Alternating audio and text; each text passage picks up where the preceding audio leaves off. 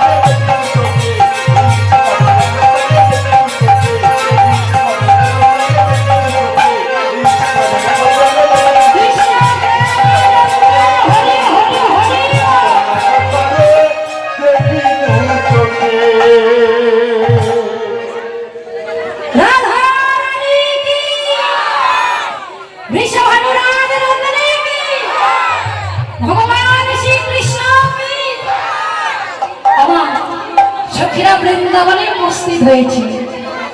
সখীদের আগমন দেখে আমার প্রাণ গোবিন্দ ব্রজগোপীদের কৌতুক দেখবার জন্য